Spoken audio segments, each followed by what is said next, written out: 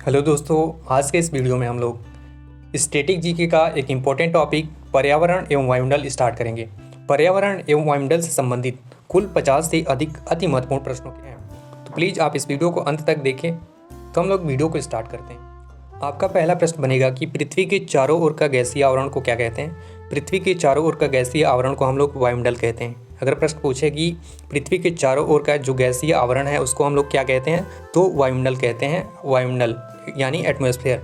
ठीक, तो पृथ्वी के चारों ओर का गैसीय आवरण को हम लोग वायुमंडल कहते हैं, एटमॉस्फेयर कहते हैं। ठीक, अगला पॉइंट है कि वायुमंडलीय दाब मापा जाता है। वायुमंडलीय दाब मापा जाता है तो वायुमंडलीय दाब जो है उसको बैरोमीटर कहते हैं। वायुमंडलीय दाब मापने वाला यंत्र का नाम है बैरोमीटर। अगर प्रश्न पूछे कि वायुमंडलीय दाब किससे मापा जाता है तो आपका आंसर होगा बैरोमीटर। ठीक, तो वायुमंडलीय दाब का मापने वाला यंत्र है बैरोमीटर। ठीक, अगला पॉइंट है कि वायु है गैसों का मिश्रण। ठीक, तो वायु क्या है, गैसों का मिश्रण है। ठीक, अगर प्रश्न पूछे कि क्या है वायु, तो एक गैस का मिश्रण है जिसमें गैसों में नाइट्रोजन है। नाइट्रोजन जो है 78% है। ठीक, वायु में नाइट्रोजन कितना है 78%, ऑक्सीजन है 21% और कार्बन जो है वो 0.03%। ठीक, तो प्रश्न पूछेगा कि वायु क्या है, गैस, ठोस, द्रव, अन्य। ठीक, तो आपका आंसर होगा गैस। वायु एक गैस है जिसमें नाइट्रोजन जो है वो 78% है और ऑक्सीजन 21% तथा कार्बन जो है वो 0.03% है। ठीक, तो इस तरह से प्रश्न पूछेगा कि वायु जो है उसमें नाइट्रोजन कितना परसेंट है, तो आंसर होगा 78%। अगर ऑक्सीजन के बारे में पूछे कि ऑक्सीजन वायु में कितना परसेंट है, तो 21% और कार्बन के बारे में पूछे तो आंसर होगा 0.03%। ठीक, तो वायु जो है गैसों का मिश्रण है। नाइट्रोजन 78% है, ऑक्सीजन 21% और कार्बन जो है 0.03% है। ठीक, अगला पॉइंट है कि वायुमंडल में विद्यमान अक्रिय गैस कौन सा है। ठीक, तो वायुमंडल में अक्रिय गैस कौन है, आर्गन है। ठीक, वायुमंडल में उपस्थित अक्रिय गैस का नाम है आर्गन। ठीक, तो अक्रिय गैस वायुमंडल में विद्यमान है, कौन सा अक्रिय गैस है, आर्गन गैस। ठीक, अगला वायुमंडल की आर्द्रता को मापने वाला यंत्र है हाइग्रोमीटर। ठीक, प्रश्न पूछा जाए कि वायुमंडल की आर्द्रता मापने वाला यंत्र क्या है, तो हाइग्रोमीटर है। ठीक, अगला पॉइंट है कि पृथ्वी के कितने भाग पर जल है, कि पृथ्वी के कितने भाग पर जल उपस्थित है, तो पृथ्वी के 71% भाग पर जल स्थित है। ठीक, तो पृथ्वी के कितने भाग पर जल उपस्थित है, तो 71%। ठीक, अगला पॉइंट है कि जल राशि का स्वच्छ जल भाग है कितना, 2.5%। ठीक, तो इस 71% जल उपस्थित में से मात्र इतना स्वच्छ जल है, 2.5% ही हमारा स्वच्छ जल उपस्थित है पृथ्वी पर। ठीक, तो पृथ्वी पर कितने भाग जल है, 71%, जिसमें से स्वच्छ जल का भाग है वो 2.5% है। ठीक, अगला पॉइंट है कि पृथ्वी पर ऊर्जा का मूल स्रोत क्या है। प्रश्न पूछा जाए कि पृथ्वी पर ऊर्जा का मूल स्रोत क्या है, तो आपका आंसर सूर्य होगा। ठीक, पृथ्वी पर ऊर्जा का एकमात्र स्रोत जो है वह सूर्य है। ठीक, पृथ्वी पर ऊर्जा का मूल स्रोत सूर्य है, सन है। ठीक, अगला पॉइंट है कि सौर विकिरण का पृथ्वी पर पहुंचता है। ठीक, सौर विकिरण जो है, सौर विकिरण का पृथ्वी पर कितना भाग पर पहुंचता है, तो 51%। सौर विकिरण के द्वारा प्रकाश जो है पृथ्वी पर 51% पहुंचता है। अगला प्रश्न बनेगा अगला पॉइंट है कि महासागरों की औसत गहराई कितनी हो सकती है, तो महासागरों की औसत गहराई हो सकती है 4000 मीटर तक। ठीक, और महासागरों की औसत गहराई 4000 मीटर तक हो सकती है। ठीक, अगला पॉइंट है कि समुद्री जल का औसत लवणता क्या है, तो समुद्री जल का औसत लवणता जो है वो 35% है। कितना है, 35%। ठीक, तो समुद्री जल का औसत लवणता 35% है। अगला पॉइंट है कि समुद्र जल में पाया जाता है, तो समुद्री जल में क्या पाया जाता है, तो सोडियम क्लोराइड पाया जाता है। सोडियम क्लोराइड का अगर सूत्र पूछा जाए तो NaCl होगा। इसे हम लोग साधारण नमक भी कहते हैं। ठीक, साधारण नमक कहते हैं NaCl को, और इसका रासायनिक नाम है sodium chloride. Sodium chloride NaCl। ठीक, इसको व्यापारिक नाम जो है उसको कहते हैं साधारण नमक के नाम से जानता है, और रासायनिक नाम सोडियम क्लोराइड।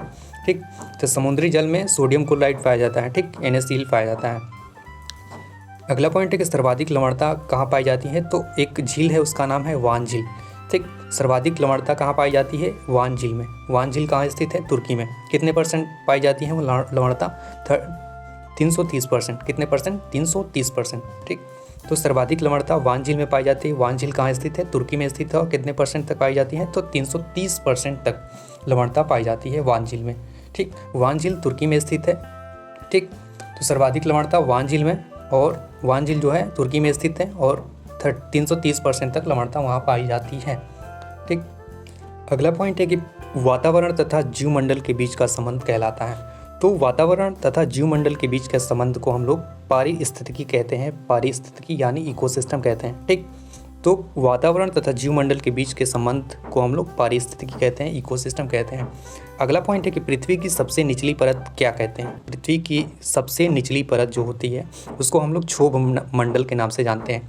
ठीक, तो पृथ्वी की सबसे निचली परत कौन सी है? क्षोभ मंडल। अगर प्रश्न पूछा जाए कि वायुमंडल की सबसे निचली परत कौन सी है? क्षोभ मंडल है। वायुमंडल की सबसे निचली परत क्या है? क्षोभ मंडल। अगला पॉइंट है कि वायुमंडल की सबसे ऊपरी परत कौन सी है? वायुमंडल की सबसे ऊपरी परत बरहीमंडल कहते हैं, बरहीमंडल। ठीक, वायुमंडल की सबसे ऊपरी परत का नाम है बरहीमंडल और सबसे निचली परत का नाम है क्षोभ मंडल। ठीक, तो वायुमंडल की सबसे निचली परत को क्षोभ मंडल कहते हैं और वायुमंडल की सबसे ऊपरी परत को बरहीमंडल कहते हैं। ठीक, अगला पॉइंट बनेगा कि मौसमी घटनाएं ज़्यादातर किस मंडल में होती हैं? तो मौसमी घटनाएं जो होती है वो अधिकतर क्षोभ मंडल में होती हैं। अधिकतर क्या मतलब क्षोभ मंडल में ही होती है। मौसमी घटनाएं जो होती हैं वो क्षोभ मंडल में घटित होती है। ठीक, अगला पॉइंट है कि वायुमंडल का सर्वाधिक घनत्व कहाँ पे पाया जाता है?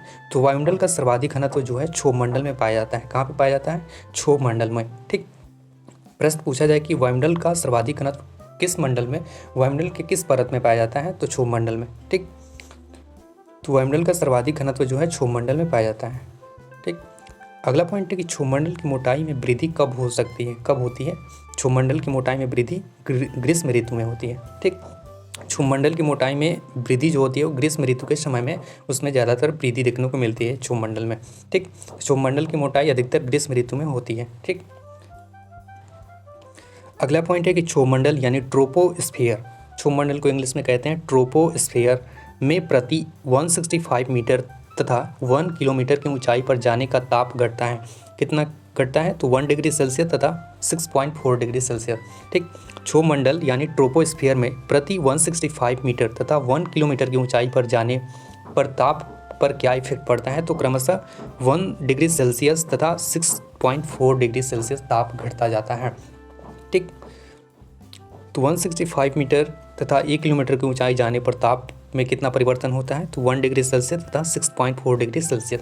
ठीक, अगला पॉइंट है कि पृथ्वी के अंदर 32 मीटर जाने पर तापमान में वृद्धि कितनी होती है? पृथ्वी के अंदर 32 मीटर जाने पर तापमान में वृद्धि कितनी होती है?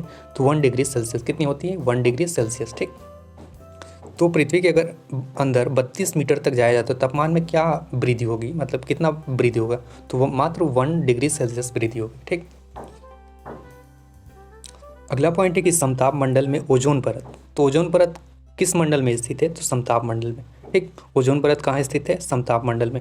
ठीक, तो समताप मंडल में ओजोन परत पृथ्वी का सुरक्षा कवच, तो ओजोन परत को हम लोग पृथ्वी का सुरक्षा कवच के नाम से जानते हैं। ठीक, तो प्रश्न पूछ लेगा कि पृथ्वी का सुरक्षा कवच किसे कहते हैं? तो आपका आंसर होगा ओजोन परत को। ठीक, तो ओजोन परत पृथ्वी का सुरक्षा कवच पाई जाती है। ओजोन परत किस मंडल में पाई जाती है? तो समताप मंडल। ठीक, ओजोन परत यानी पृथ्वी का सुरक्षा कवच जो है ओजोन परत वह किस मंडल में पाया जाता है? तो आंसर होगा समताप मंडल। ठीक, समताप मंडल यानी स्ट्रेटोस्फीयर में पाया जाता है ओजोन परत। ओजोन परत किस मंडल में पाया जाता है? समताप मंडल यानी स्ट्रेटोस्फीयर। ठीक, तो ओजोन परत का दूसरा नाम है पृथ्वी का सुरक्षा कवच और ओजोन परत जो है पृथ्वी का सुरक्षा कवच यह समताप मंडल यानी स्ट्रेटोस्फीयर में पाया जाता है। कहाँ पे पाया जाता है? स्ट्रेटोस्फीयर, समताप मंडल। अगला पॉइंट है कि वायुमंडल उड़ते हैं, तो वायुमंडल के वायुयान जो है एरोप्लेन वह कहाँ पे उड़ते हैं, किस मंडल में उड़ते हैं? वायुयान जो है वह समताप मंडल में उड़ते हैं। कहाँ पे उड़ते हैं? तो वायुयान जो है एरोप्लेन समताप मंडल यानी स्ट्रेटोस्फीयर में उड़ते हैं। ठीक, और ओजोन परत भी स्थित है समताप मंडल में। ओजोन परत कहाँ स्थित है? समताप मंडल में। और वायुयान जो है वायुयान यह समताप मंडल में भी स्थित है। ठीक, तो ओजोन परत और वायुयान उड़ते हैं समताप मंडल में। ठीक, ओजोन परत समताप मंडल में ही स्थित है, वायुयान समताप मंडल में ठीक, तो वायुयान समताप मंडल में उड़ते हैं। कहाँ पे उड़ते हैं वायुयान? एरोप्लेन कहाँ उड़ते हैं? समताप मंडल में। कौन से मंडल में उड़ते हैं? समताप मंडल। एक बार और देख लेते हैं कि समताप मंडल में ओजोन परत। ठीक, तो ओजोन परत समताप मंडल में स्थित है। किस मंडल में? स्थित है ओजोन परत? समताप मंडल में, जिसे पृथ्वी का सुरक्षा कवच कहते हैं।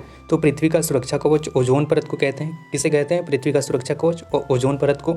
और यह ओजोन परत जो है समताप मंडल में स्थित है। कहाँ स्थित है? समताप मंडल यानी स्ट्रेटोस्फीयर में स्थित है। ठीक, वायुयान एरोप्लेन जो है वह समताप मंडल यानी स्ट्रेटोस्फीयर में उड़ते हैं। कहाँ उड़ते हैं? समताप मंडल में।